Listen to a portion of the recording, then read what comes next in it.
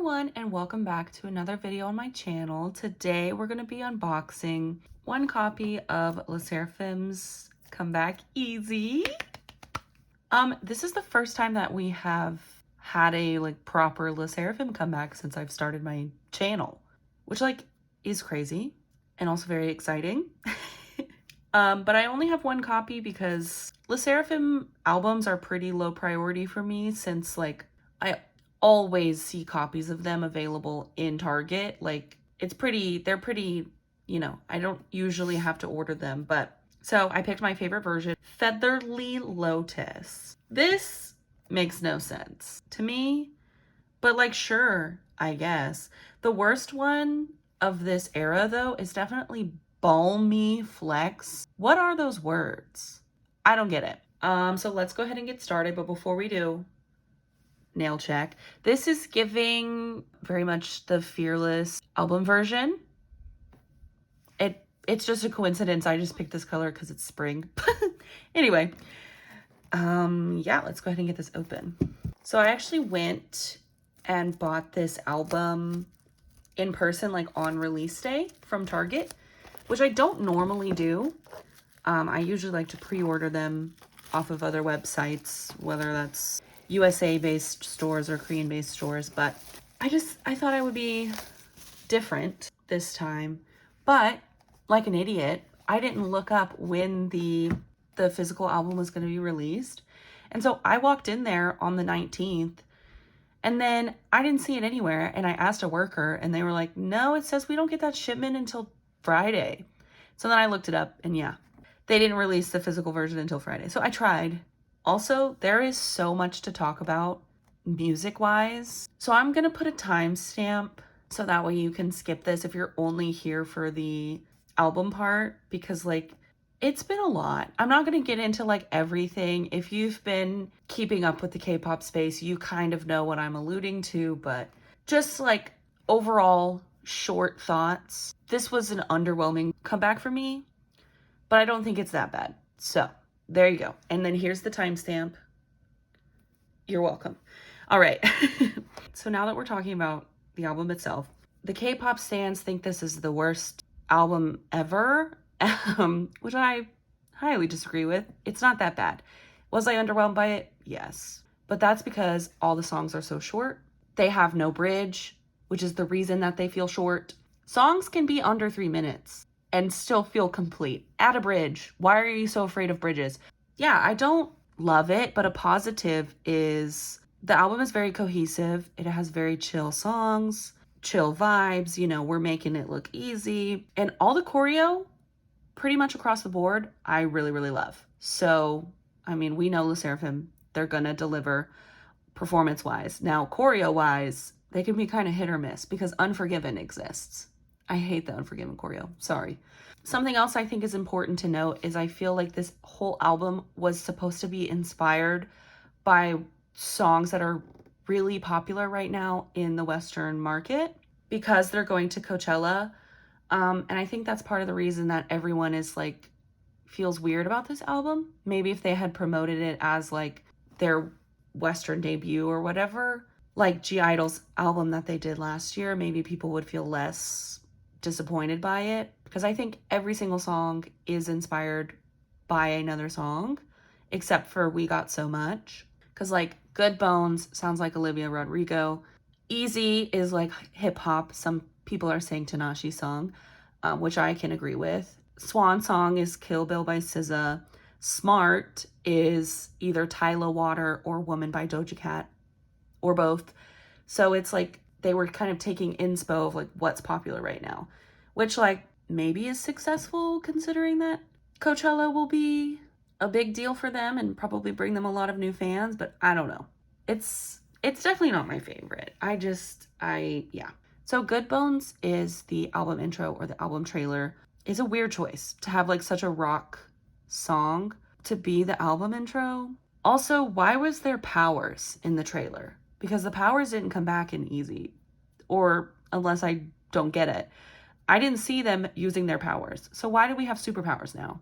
Why was Kazuha an android? It was so powerful for an album that is incredibly chill. and supposed to be, I think, very low key.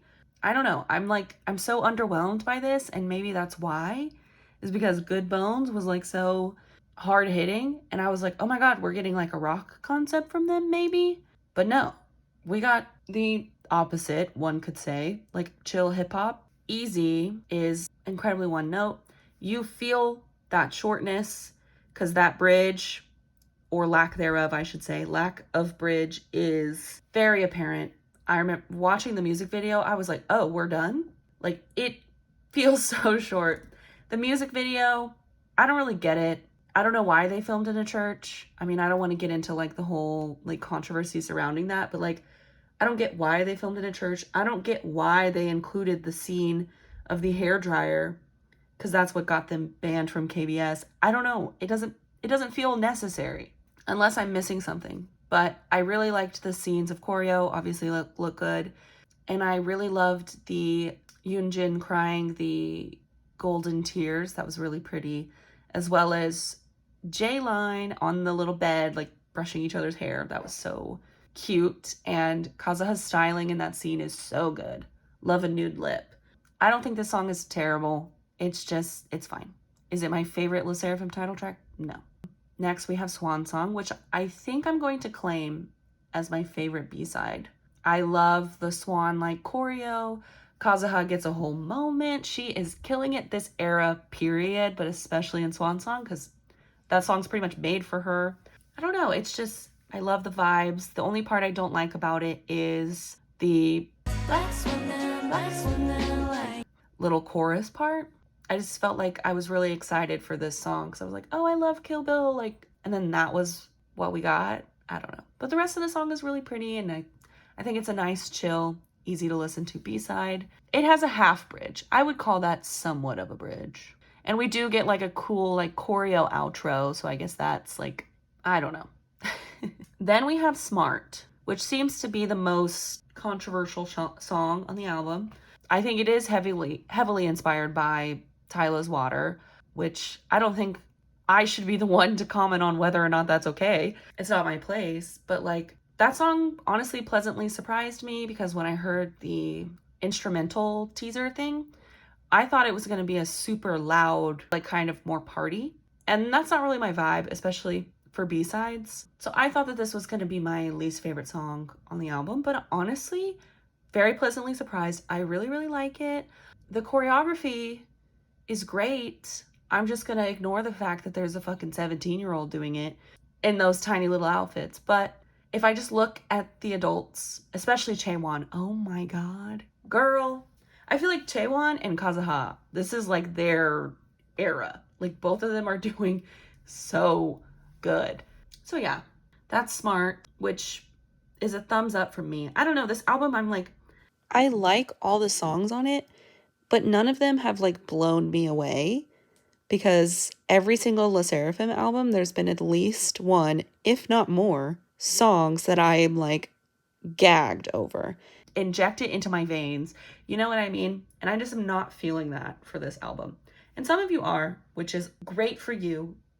Don't let my shitty opinions take that away from you. Enjoy this if you like it, but the last song on the album was We Got So Much. This song was spoiled during their tour that went on last year.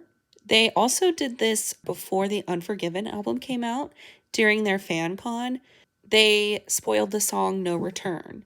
I don't think they should have done this again. There's two reasons. First, the Unforgiven album had way more songs on it. So spoiling one song is not that big of a deal because I still had like 7 other songs that were new. Whereas this album, the day of release, the only songs I hadn't heard were Easy, Smart, and Swan Song. So I think that's kind of a contributing factor of why this feels so underwhelming, is because I only got to listen to a title track and 2 B-sides. The other reason I think this was not a good idea is because they spoiled No Return like a month or 2 before the Unforgiven album came out. So like we didn't really have that much time with that song. But We Got So Much was spoiled months ago at this point. I've already listened to the song. We've had so much time with this song. I just feel like maybe they could have spoiled it a little bit closer to the album release. I don't know. This is such a like silly gripe for me to have, but like I think it was contributing factor because I really feel like I only heard 3 new songs. So I'm wondering if they're going to decide to spoil full songs again. I would be fine if they didn't. I genuinely, I think it would be okay if they never did this again. But that's just me. Yeah, but I really like I'm glad I get to actually listen to it on Spotify. I like the recorded version of it, obviously. Sounds great. I really like that song. The only part I don't like is the sort of bridge part, which sounds very contradictory to my entire video. I appreciate that there's an actual attempt at a bridge. I just don't like it. I like turn my ears off at that part and then turn them back on when it goes back to the chorus. So yeah, just feeling very underwhelmed. Okay, so let's get into the actual album unboxing now that we are done with that. So I think I'm actually gonna like this packaging. I like the like embossed whatever, and I like that on the shelf it's gonna be way more obvious which version is which, because there's gonna be like, you know, color. Oh, and it says it on the side. Featherly Lotus. Whatever that means. Oh, I should. There we go. I'm so excited. Okay. And you know what? I complain about their like hard to open packaging, but you never have to worry about your photo cards being stolen because no one can get into this damn thing. Okay, let's open this up and take out inclusions. Ooh, I love this blue. It's like Fearless blue. Ooh, oopsie. I got a lot of stuff going on. So here's the photo book. I keep bumping my tripod. This is a mess. All right. I'm really excited for this photo book. It's gonna be like Swan Song. So I have a theory that this is the Swan Song version. Like already, that's so gorgeous. And it's like Black Swan and White Swan. I love that. And I think that Balmy Flex and Sheer Myrrh were supposed to both be for easy, because like Sheer Myrrh is like the church stuff and Balmy Flex is like the hip hop stuff. You know what I mean? Like, look at her eye makeup. That's so pretty. Oh, I love this. I also love the movie Black Swan, so. Oh, wow. Here she is. This is so pretty. I'm sorry if I'm going to be super annoying, because a lot of my opinions are just going to be like, wow, so pretty. Underwater. Underwater. Underwater. I always think it would be fun to do one of these photo shoots underwater. Okay, here we go. Ooh, little tear kind of thing. Oh, she's Black Swan first.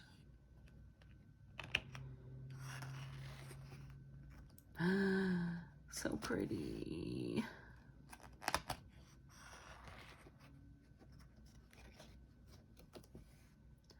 And the red.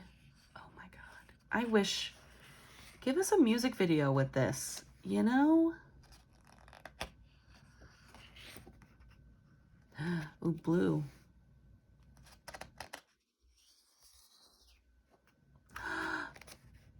Oh my God. Blood warning.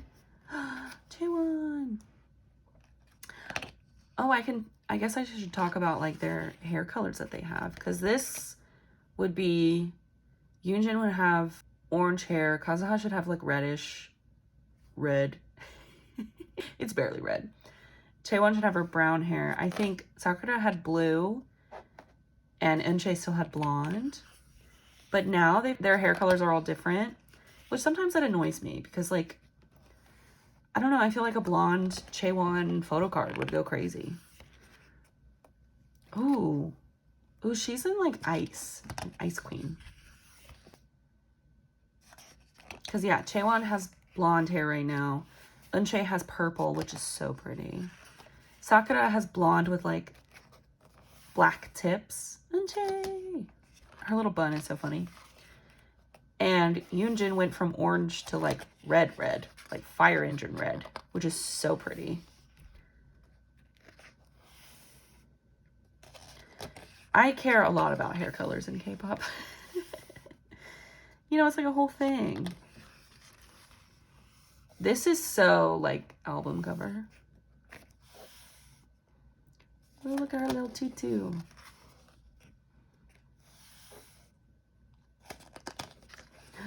I love this concept.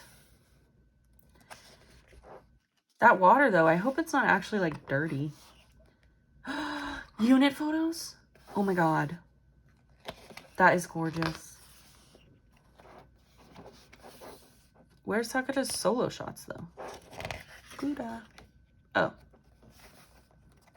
Be patient.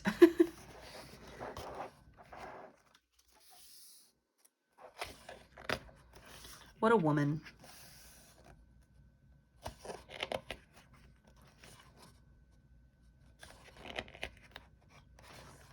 That shot is so pretty.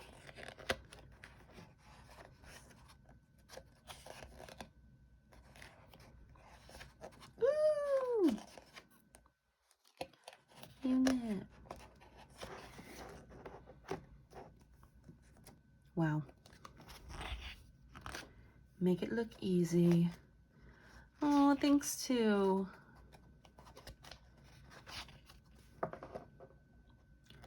Chaewon, Sakura, Yoonjin. They need to start giving English. Like, they're making English songs, but they still will not put a translation for the things too. Okay. I'm so sad it's over. But we have a lot of inclusions to get through, so. First of all being a poster. Ugh. How gorgeous is that? And what do I always say? I love a hazy camera. And look how hazy it is. It's so pretty. I love the sserafim. Shocking, I know.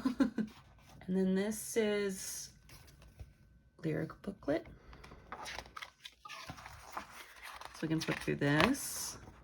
I also love that we're keeping the same sort of speaking in native tongue, trilingual stuff. I also don't know what they mean by pull up and I rip it up like ballet. Like, I wouldn't necessarily describe ballet as ripping it up. Are these production credits or writing credits for Chaewon, Sakura, Kazuha, and Yoonjin? I love the message of Swan Song as well, because it's like swans look so beautiful above the surface, but under the surface they're freaking going ham trying to swim. Like, I don't know.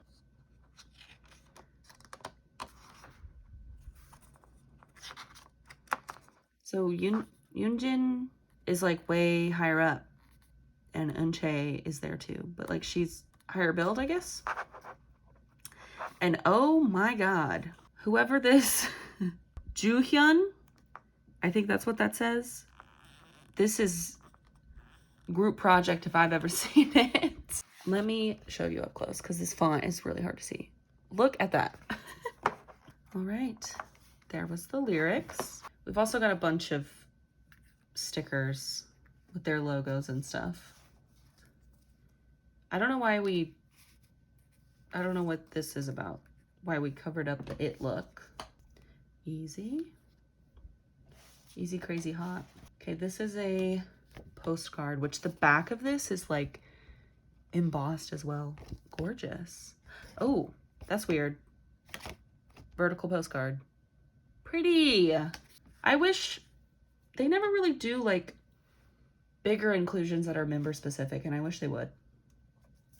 Okay, here's the CD. I'm really excited for what the CDs look like. Oh, gorgeous. And it's like water, the water that the swans swim on. Like there's so much that I feel like could have been, like there's a lot of stuff here that we could have expanded on and made this come back like super amazing. Okay, and I think we have a few group photo cards. So this one, which is Shearmer concept. I no clue what is Target exclusive. Oh, and Balmy Flex. So look, I got all 3 little concepts right here. Okay, and then here is the little case that the photo card comes in. Okay, let's see who it is. Chaewon! Oh, I don't think I've ever pulled anything Chaewon. Oh, and look at her little cuts. Wow, this is a gorgeous photo card. She's so pretty. Oh, and the backs have glitter. Guys, this packaging is, I love it so much. Look at that. Can you see it? Yeah. More glitter on photo cards, please. Are you kidding me? Wow. I'm so happy I pulled a Chaewon. I've never pulled her before. But yeah, that's all the inclusions that we have. So let's go ahead and get this all put away. Aw, little Chaewon's so lonely. I'm sorry, sweetie. All right, so that's gonna do it for today's unboxing. Well, let me know what you think about this comeback. Are you kind of feeling similar to me? Is this kind of not underwhelming, but not no overwhelming, just fine? Because that's how I feel. Or did you love it? I'd love to hear if you loved it. I'd love to hear your opinion no matter what it is. Okay, so yeah, this card will obviously be up for trade for Kazuha, so go check out my trading Instagram. You can also follow me on Twitter, and you can also go buy extra cards from me on my Mercari page. All of those links will be in the description. Don't forget to comment as well as like and subscribe, all the YouTube shit. You know how it works here. And yeah, hopefully I'll have a twice unboxing up soon, which I'm so excited for. And yeah, that's all I gotta say today. So anyway, thank you so much for watching, and I'll see y'all in the next one. What?